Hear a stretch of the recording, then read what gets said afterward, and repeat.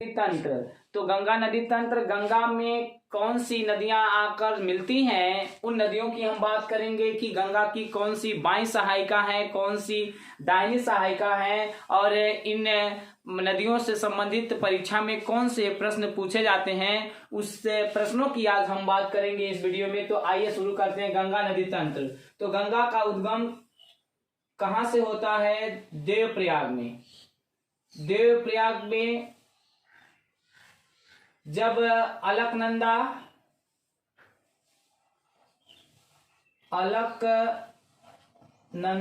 और भागीरथी नदियां देवप्रयाग में जो संगम बनाती हैं, वहां से गंगा नदी की उत्पत्ति होती है। वहां से गंगा नदी की क्या होती है? उत्पत्ति होती है। गंगा नदी की उत्पत्ति होती है और गंगा नदी का मुहाना कहाँ होता है? तो मुहाना बंगाल की खाड़ी में। मुहाना कहाँ है? तो बंगाल की खाड़ी में। बंगाल की खाड़ी में गिरती है। गंगा नदी की कुल लंबाई की कितनी है? तो गंगा नदी की कुल लंबाई, गंगा की कुल लंबाई 2525 है। 2525 किलोमीटर गंगा की कुल लंबाई, यानी देवप्रयाग से लेकर बंगाल की खाड़ी में जहां गिरती है गंगा नदी, वहां तक इसकी कुल लंबाई 2525 किलोमीटर है। 2525 किलोमीटर। गंगा का संबंध है कितने राज्यों से होता है? तो गंगा का संबंध है 5 राज्यों से है। गंगा भारत के कितने राज्यों से होकर प्रवाहित होती है? तो 5 राज्यों से। 5 राज्यों से प्रवाहित होती है। उत्तराखंड से उत्तर प्रदेश, बिहार के बाद झारखंड के बाद पश्चिम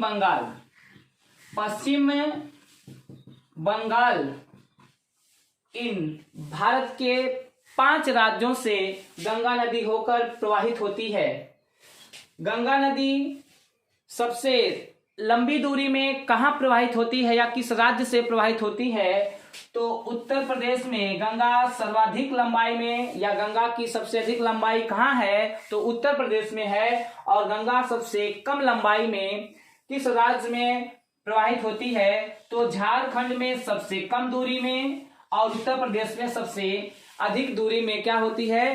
प्रवाहित होती है। अब बात करते हैं कि भारत की सबसे लंबी नदी कौन सी है? तो भारत की सबसे लंबी नदी गंगा है। भारत की सबसे लंबी नदी कौन है? तो गंगा है, भारत की सबसे लंबी नदी है। अब गंगा नदी पश्चिम बंगाल में 2 भागों में बढ़ जाती है। एक भाग जो है वह हुगली वितरिका के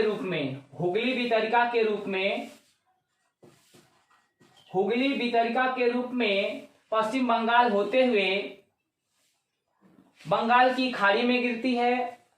और दूसरी जो शाखा है पश्चिम बंगाल से भागीरथी के नाम से प्रवाहित होते हुए बांग्लादेश में प्रवाहित होते हुए बंगाल की खाड़ी में गिरती है। तो बांग्लादेश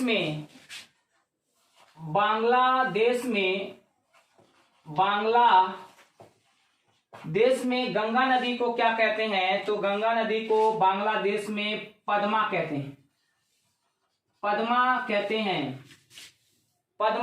हैं। और बंगाल से इसकी दूसरी जो शाखा होती है हुगली के नाम से, वह पश्चिम बंगाल प्रवाहित होते हुए बंगाल की खाड़ी में गिरती है। वितरिका क्या होता है? वितरिका का मतलब जो मुख्य नदी से एक शाखा के रूप में जो नदी निकलती है लेकिन पुनः उस नदी में नहीं मिलती है, तो उसे हम क्या कहते हैं? वितरिका कहते हैं। अब इसमें हम बात करेंगे कि गंगा के प्रमुख सहायक नदियां में जो बाईं सहायिका कौन सी हैं और दाईं सहायिका कौन सी है। तो बाईं और दाईं सहायिका, बाईं और दाईं सहायिका। बाईं का मतलब बाईं सहायिका जो गंगा में बाएं ओर से आकर मिलती हैं उसे हम बाईं सहायिका कहते हैं, और दाईं सहायिका जो गंगा में दाहिने ओर से आकर मिलती हैं उसे हम दाहिनी सहायिका कहते हैं। लेकिन बाएं और दाएं सहायिका का निर्धारण कैसे किया जाता है? तो जब नदी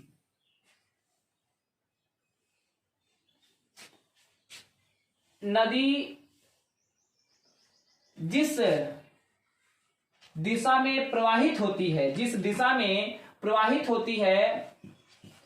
उस दिशा में हम मुंह करके खड़े हो जाएं तो हमारे बाएं हाथ के ओर का जो भाग होता है उसको हम बायां तट कहते हैं, और जो दाहिने ओर का भाग होता है उसे हम दायां तट कहते हैं। तो अगर हम इस नदी की दिशा में मुंह करके खड़े हो जाएं तो ऊपर वाले भाग को हम क्या कहेंगे? बायां तट कहेंगे, क्योंकि ये बाएं ओर पड़ रहा है हमारे हाथ के बाएं तट, और ये जो नीचे वाला भाग है उसको हम क्या कहेंगे? दायां तट।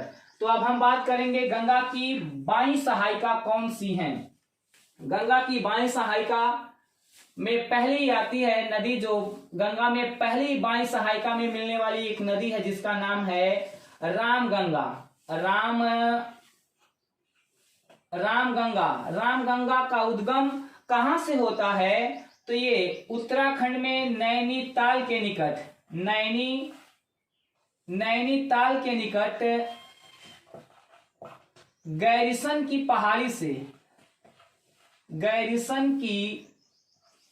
पहाड़ी से निकलती है, और यह गंगा में कहा मिलती है? कन्नौज के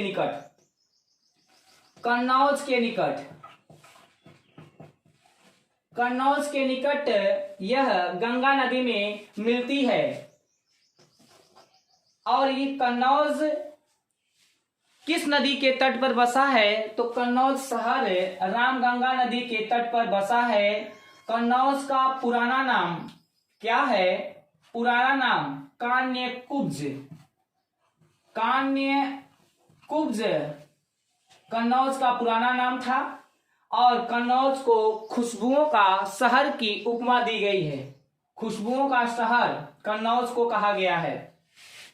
अब हम गंगा की जो बाईं सहायिका में दूसरी नदी है उसकी बात करेंगे, गोमती। ये गोमती नदी है। गोमती नदी का उद्गम उत्तर प्रदेश के पीलीभीत जिला के निकट फुल्लहर झील से होता है।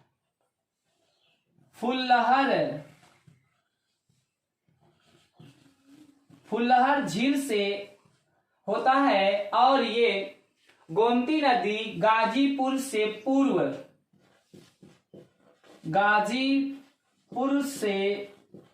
पूर्व में ये गंगा में मिल जाती है। और गोमती नदी के किनारे कौन से शहर बसे हैं? तो गोमती नदी के किनारे दो शहर प्रमुख बसे हैं जिसको हम कहते हैं लखनऊ और जौनपुर और लखनऊ शहर किस नदी के किनारे बसा है? तो गोमती नदी के किनारे बसा है। गोमती नदी का उद्गम जो होता है फुल्लहर झील में एक मैदानी क्षेत्र से होता है। यह प्रश्न पीसीएस में कई बार पूछा गया है कि निम्नलिखित में से कौन सी नदी का उद्गम मैदानी भागों से होता है। मैदानी भागों का मतलब जहां पर्वतीय भाग नहीं होता है, एकदम समतल भाग होता है, तो गोमती नदी का उद्गम मैदानी भागों से होता है। और गंगा की जो दूसरी बाई सहायिका है उसका नाम है घाघरा। घाघरा, घाघरा नदी। घाघरा नदी का उद्गम तिब्बत के पठार पर मापचा चुंग ग्लेशियर से होता है। मापचा चुंग ग्लेशियर से होता है। जब ये घाघरा नदी नेपाल में प्रवाहित होती है तो इस घाघरा को हम इस घाघरा जब मापचा चुंग तिब्बत के पठार से निकलती है, लेकिन जब ये नेपाल में आती है, घाघरा को नेपाल में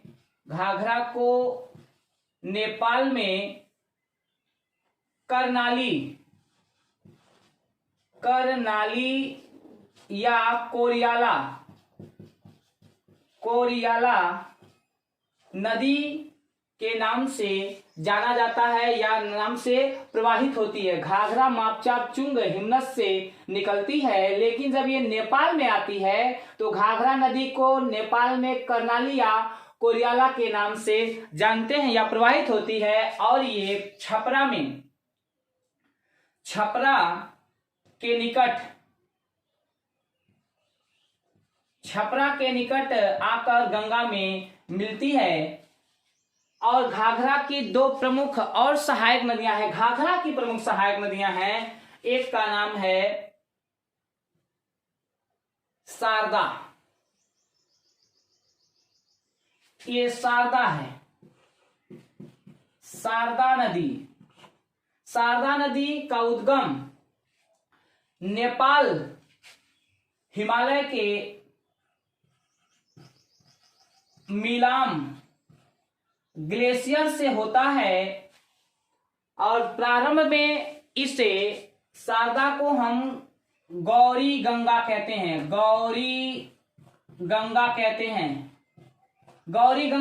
हैं। लेकिन जब शारदा भारत और नेपाल के सीमा के सहारे प्रवाहित होती है, तो भारत और नेपाल के सीमा के सहारे जब ये प्रवाहित होती है, इसको कहते हैं काली गंगा। इसको हम क्या कहते हैं? काली गंगा कहते हैं। भारत और नेपाल के सहारे जब ये प्रवाहित होती है तो इसको हम कहते हैं काली गंगा। जब शारदा नदी घाघरा में बाराबंकी के पास आकर मिलती है तो इसको हम कहते हैं चौक नदी। तो एक बार हम फिर इसको रिवाइज कर लेते हैं कि शारदा नदी किसकी सहायक नदी है? घाघरा की। शारदा का उद्गम नेपाल हिमालय के मिलाम ग्लेशियर से होता है, जहां से ये प्रारंभ में जिसका उद्गम होता है, उस शारदा नदी को हम गौरी गंगा कहते हैं। जब ये शारदा नदी भारत और नेपाल के सीमा के सहारे प्रवाहित होती है तो इसे हम काली गंगा कहते हैं। जब शारदा नदी बाराबंकी में घाघरा में आकर मिलती है तो इसे हम चौक कहते हैं। और घाघरा की एक और सहायक नदी है, जिस सहायक नदी नेपाल हिमालय से निकलती है, जिसको हम कहते हैं राप्ती, और ये घाघरा में मिलती है। राप्ती नदी कहां से निकलती है? नेपाल हिमालय से निकलती है और ये घाघरा में मिलती है। फिर हम बात करेंगे कि गंगा की दूसरी जो बाई सहायिका है गंडक है। दूसरी बाई सहायिका गंडक है। गंडक नदी ये कहां से निकलती है? नेपाल हिमालय से निकलती है। नेपाल हिमालय से निकलती है और सोनपुर के पास, पटना में सोनपुर के पास से आकर गंगा में मिलती है। और नेपाल में जो पर्वतीय भाग है, पर्वतीय भागों में गंडक को शालिग्रामी कहते हैं। और जब गंडक नेपाल के मैदानी भागों में प्रवेश करती है, मैदानी भागों में प्रवेश करती है, तो इसको हम नारायणी कहते हैं, नारायणी नदी के नाम से जाना जाता है। पर्वतीय भागों में नेपाल में इसे शालिग्रामी कहते हैं गंडक को, और नेपाल के मैदानी भागों में गंडक को हम नारायणी नदी के नाम से जानते हैं। कोशी नदी, कोशी नदी, कोसी नदी का उद्गम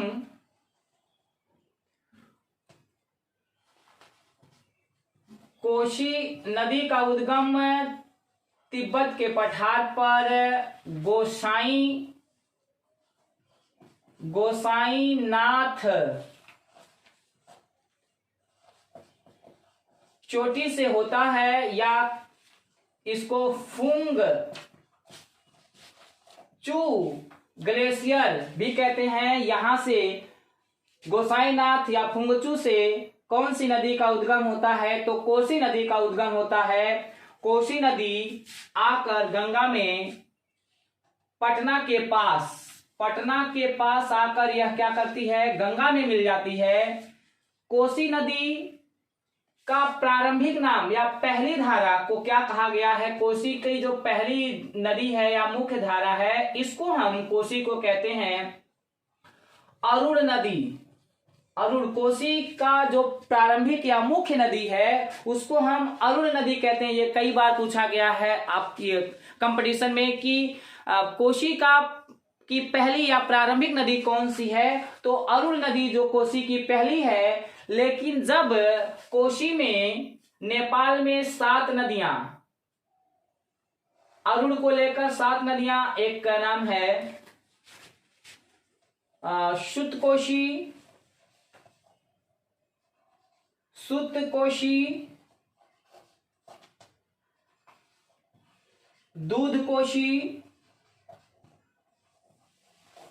दूधकोशी और पहली जो है अरुण, दूसरी सुतकोशी, तीसरी दूधकोशी और चौथी है तांबाकोशी, तामूर,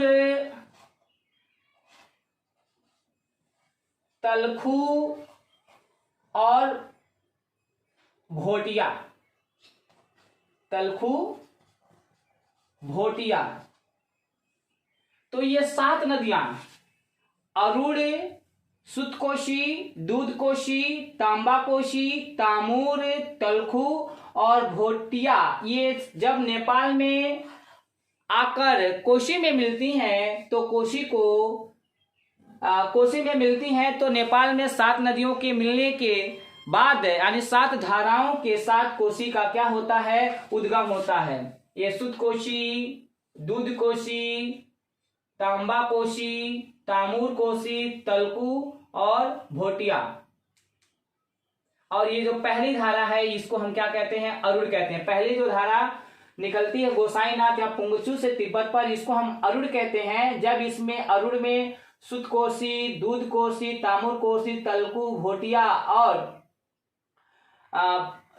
तांबाकोशी 6 और नदियां मिल जाती हैं तो इसको क्या कहते हैं, संयुक्त धारा को हम क्या कहते हैं, कोसी कहते हैं। और ये कोसी नदी पटना में आकर गंगा में मिलती है। कोसी की क्या प्रमुख विशेषता बनती है, तो कोसी को बिहार का शोक कहा गया है। बिहार का शोक, इसका सबसे प्रमुख प्रश्न है, बिहार का शोक, बिहार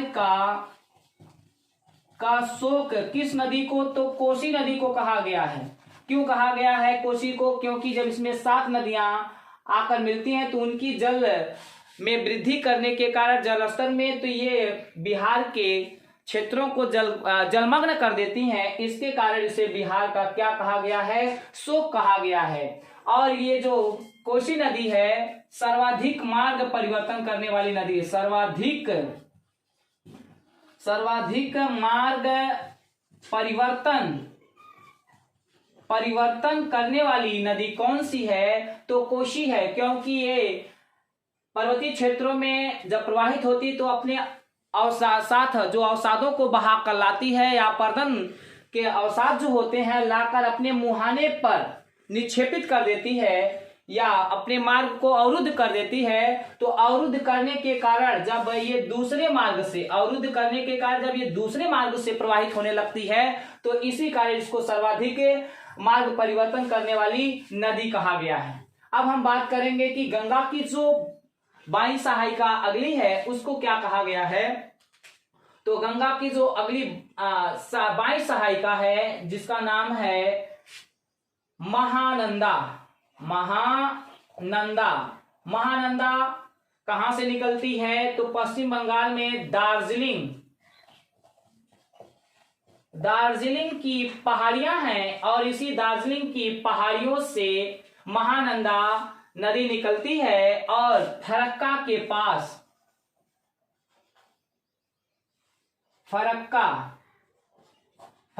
के पास आकर यह गंगा नदी में मिलती है, तो ये महानंदा है। अब हम बात करें कि गंगा की जो बाई सहायिका है वह कौन कौन सी हैं, तो गंगा की पहली बाई सहायिका नदी कौन सी है, तो गंगा की पहली बाई सहायिका है रामगंगा।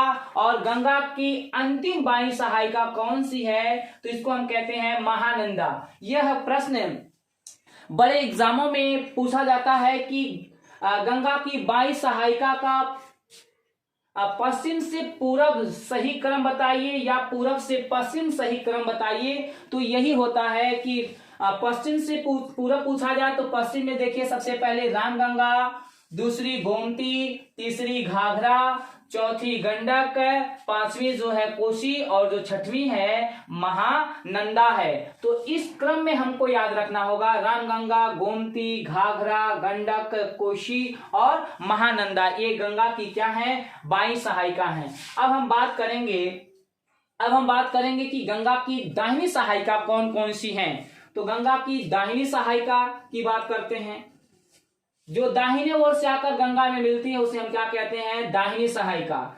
तो उत्तराखंड में बंदर पूछ श्रेणी के निकट बंदर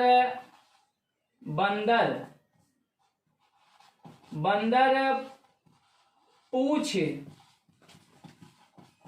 श्रेणी के निकट यमुनोत्री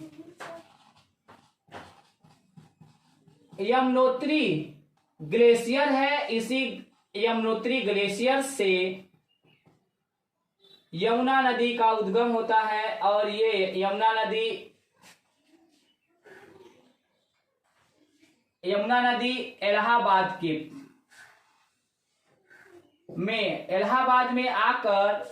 इलाहाबाद में आकर गंगा नदी में मिलती है। तो यमुना जो गंगा की है सहायक नदी, तो कहा गया है कि गंगा की सबसे लंबी सहायक नदी कौन सी है, यमुना है। गंगा की सबसे लंबी सहायक नदी कौन सी है, गंगा की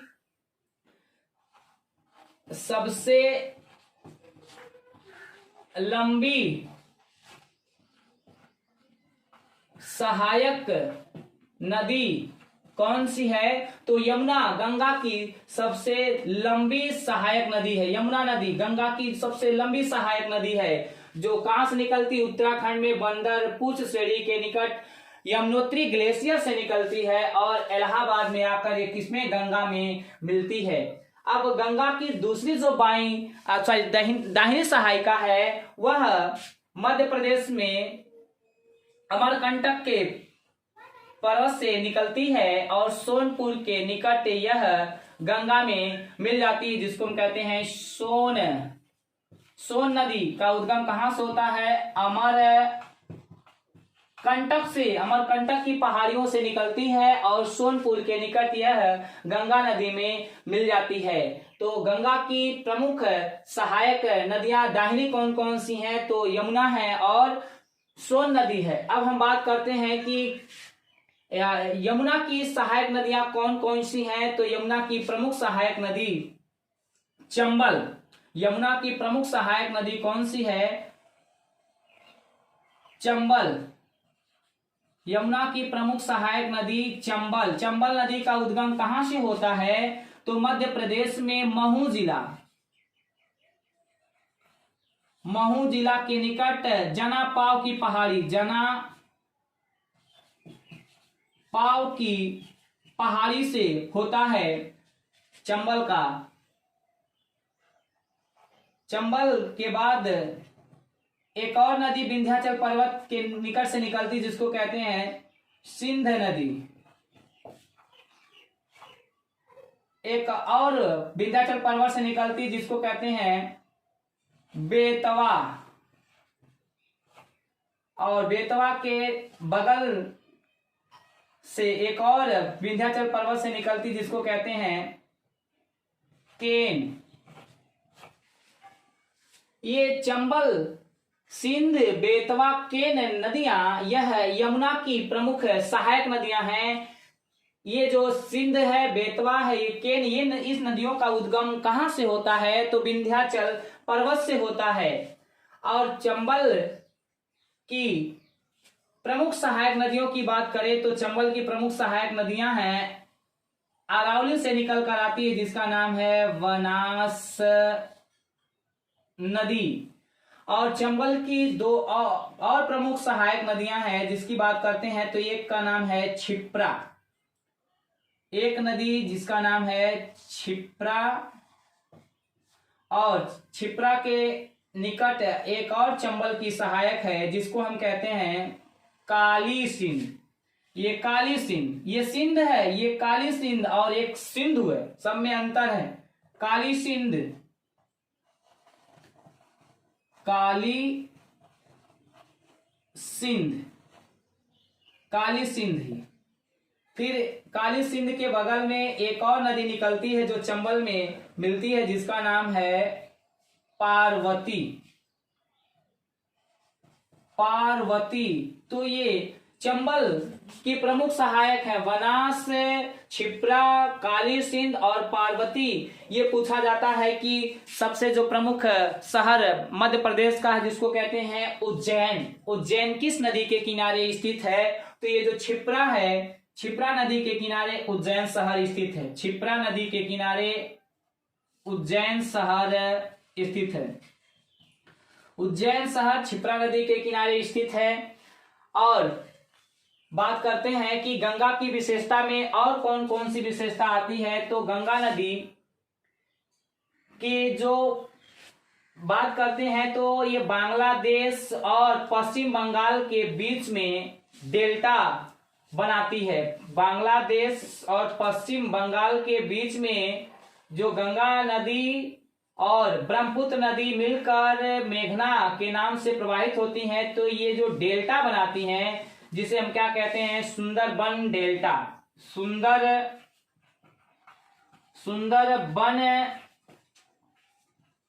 डेल्टा कहते हैं।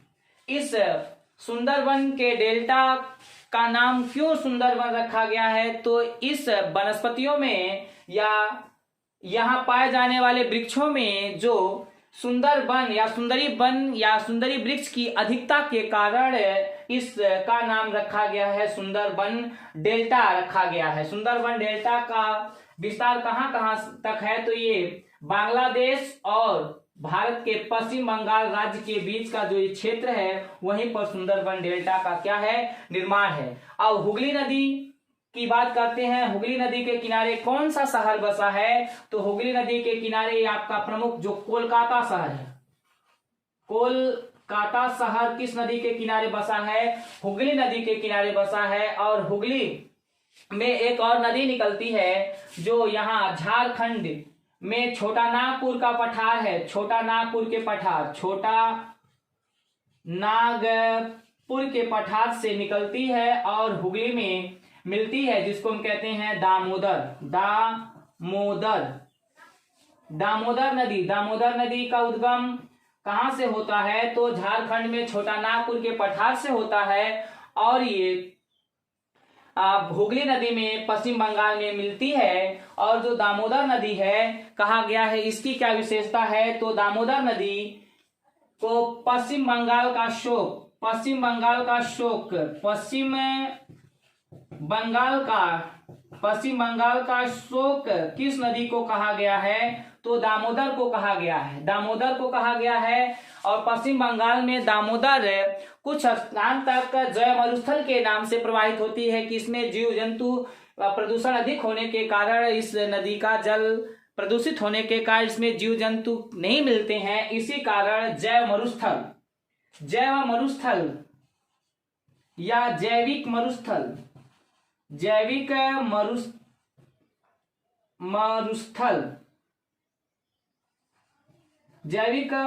के नाम से किस नदी को जाना जाता है? तो ये दामोदर नदी को हम जैविक मरुस्थल के नाम से जानते हैं।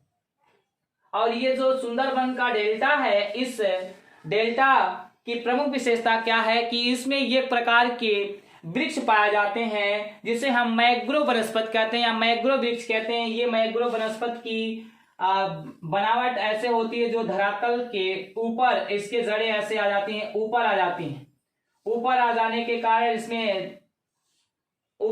के कारण ही इसको वनस्पति को कहा गया है कि पृथ्वी का किडनी या गुर्दा किस वनस्पति को कहा गया है? तो ये मैंग्रोव वनस्पति को पृथ्वी की किडनी या पृथ्वी का गुर्दा के नाम से जाना जाता है। तो फिर बस आज की वीडियो में बस इतना ही। यदि ये वीडियो आपको अच्छी लगे या पसंद आए तो इसको सब्सक्राइब, शेयर और लाइक जरूर करिएगा। बस आज के लिए इतना है।